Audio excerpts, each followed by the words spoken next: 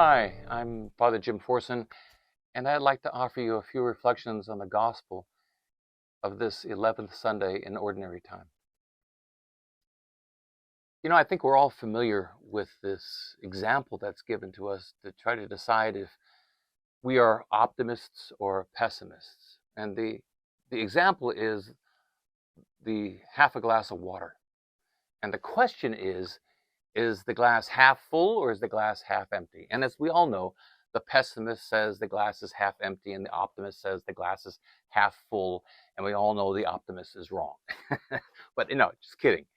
But we use that as a way of trying to understand how we see that glass, which means how we see the world. Is the world half empty or is the world half full? Well, Jesus in the gospel is looking out at the world, and it's breaking his heart. Because when he looks out at the world, he is seeing the sickness and the illness and the people who are possessed. He is seeing, as it says, the people are like sheep without a shepherd. And he is dying inside for them. And so he calls his followers, few of them, to be his apostles and to be able to do for this world what he has been doing. And he names those apostles and sends them out. And interestingly, when he chooses the apostles, it's kind of a different bunch he's choosing. He's not going for the elite or the highly educated or the influential. I mean, in fact, he's picking guys that we might look like this is not exactly the cream of the crop, Jesus. And in fact, some of them kind of look like losers. I mean, he chose ordinary folk, apostles were like fishermen. Okay, and then he chose tax collectors, and he chose, my gosh, Judas Iscariot. Now there was an odd choice to make, and Simon the Zealot, who was so wrapped up in politics. And this was kind of an odd group, but nevertheless, these were the men he chose, ordinary folk, and he had faith in, and he sent them to do the ministry that he was doing, and that is redeeming the world that he so loved. Because when he looked out at the world, he saw it as half full and getting fuller. And that was the role of the apostles, to bring this to the world. He expected it of them, and he expects it of us. And just like them, we don't have to be somebody special. We don't have to be someone extraordinary, the cream of the crop, to be able to do what those apostles did and to be able to continue this ministry of Christ. He just calls us to follow him. And there's the rub. He calls us. You have to experience that call in order to do what Jesus did. And the call isn't some vague generic thing. The call is something that we all have to experience very specifically. Called me.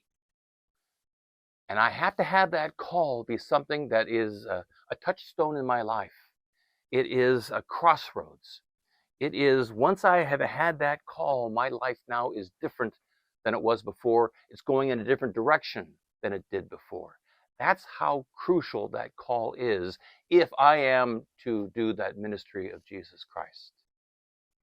If I don't have that clear understanding, that experience of being called, well then, I don't know if we're going to look at this world of ours and see it as half full. Because when we do look at our world, what do we see? Well, we see many of the things that Jesus saw in his world.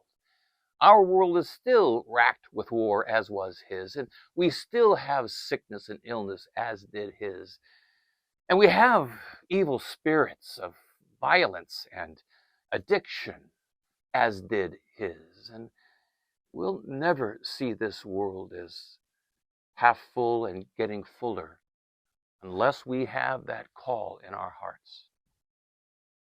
So, what is that call like?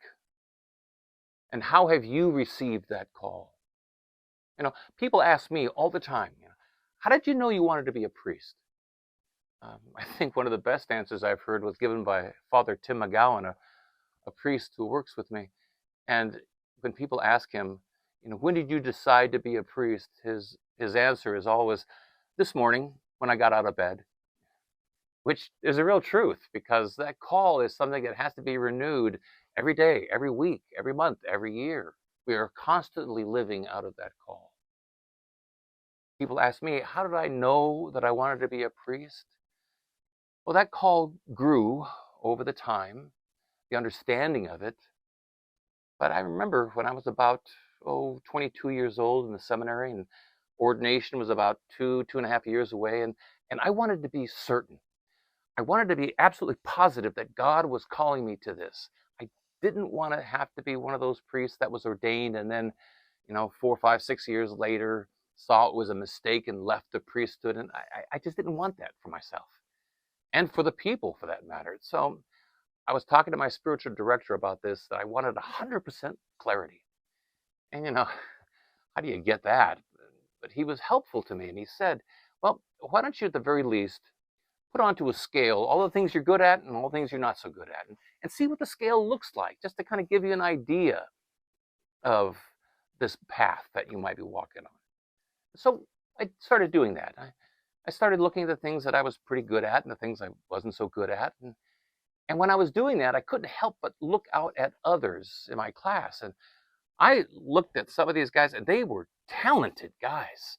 I mean, in my class, I had guys that were publishing music for church ministry. Unbelievable. They're not even ordained priests yet, and they were doing this. And other guys were doing liturgical vestments and selling them. These guys were skilled. They had their own little business going in. And I could see how smart some of these guys were theologically. And I admired them. But I just saw myself as just, I'm just kind of ordinary guy. I'm just a guy. There was nothing really, special. And I was going to bed that night with that thought in mind. I'm just kind of an ordinary guy, nothing really special.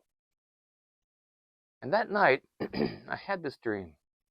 And in the dream, I was on this grassy hillside in the afternoon, sitting down talking to this woman. And up behind us were a bunch of children playing. And I just happened to kind of look over my shoulder up at them. And I was surprised because they were, well, what we call special children. When I was growing up, it was very rude to ever refer to someone as retarded. That was a diminishing word. We always called those children special. And those special children, you could see in their face that mark that they were special. And so I was looking up at them, and I saw that they were all special. And I commented to the woman in my dream. I said, oh my gosh, I didn't realize they were all special.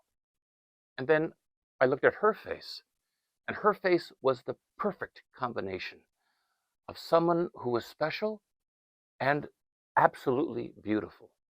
One did not diminish or eclipse the other, both equally present within her face. And I said to her, oh my gosh, you're special.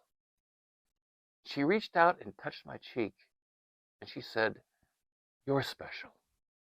And I woke up, and I saw the picture of Mary, the mother of Jesus, and I just knew it. I had to be a priest, because that was the gospel I had to preach, the gospel of Jesus, letting people know that they were special, not better, not worse, not above, not below, just special. They are. I am, you are. And that is the call that has motivated me in my priesthood all my life, and that I have to continuously renew. But that's my call. That's how I received the call of Jesus Christ. That's not for you. You all, each of us has their own very specific call. And so I ask you, what was the call of Jesus Christ like for you? And if we don't have a ready answer for that, well then I invite you to reflect on your life. Because somewhere in that life, the call of Jesus Christ came or is coming. It often comes in the midst of a crossroad. And the crossroad could be something of a wonderful thing or something very, very painful.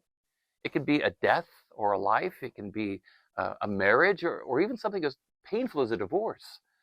But in that crossroad, God is revealing himself to us, and he's calling us to something, to do, to say, to proclaim, to be something that will help redeem this world. And so my question to you is, what has that call been for you? And if you don't have a ready answer for it, and we all must have a ready answer for that question, well, then I invite us all to reflect on it. Because the call is there, or is coming. Because God isn't hiding himself from us. His nature is one of revelation. He is continuously revealing himself to us. We just have to be able to stop and see that call and then respond to it. So, again, how has that call come to you?